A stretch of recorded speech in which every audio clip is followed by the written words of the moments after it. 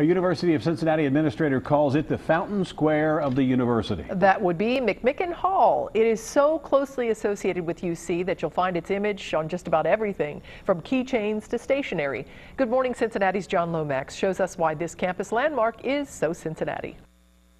Let me kiss with adoration thee. If a class on Shakespeare is not a dead giveaway, how about the unusual class descriptions on the walls of the halls?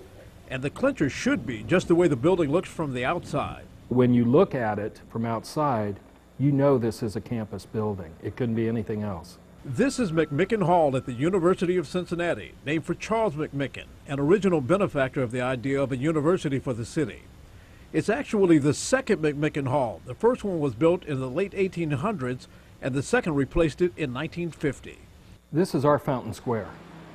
This is the identifying building for the University of Cincinnati. University Archivist Kevin Gray says because McMicken is the home of the College of Arts and Sciences, it has a special status.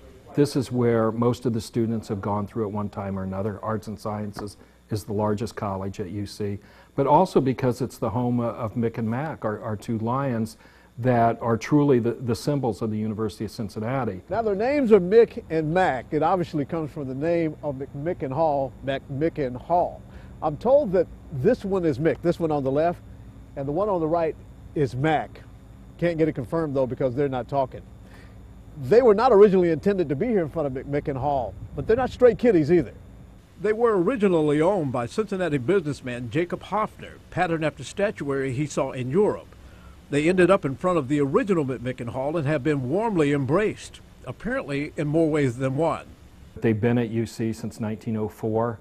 Occasionally they've had their tails broken off, so there is a permanent mold for casting new tails. The lions have been in front of both McMicken Halls, but the cupola is distinct to this one.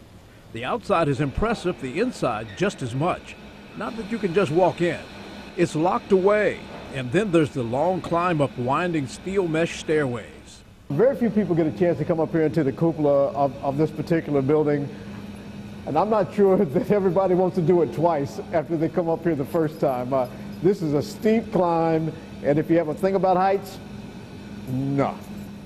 And those who have been here want you to know it, from the signatures of pledge classes to proud window washers. If you do make it here, why not seize the day and let people know you've seen the campus in a special way? It's a little bit intimidating when you get up to the top, but you can see for miles. It's a wonderful view. A wonderful view from inside a landmark that is so Cincinnati.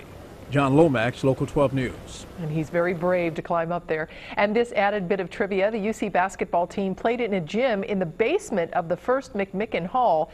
The ceiling was only 12 feet tall, and the team wasn't known as the Bearcats at that time.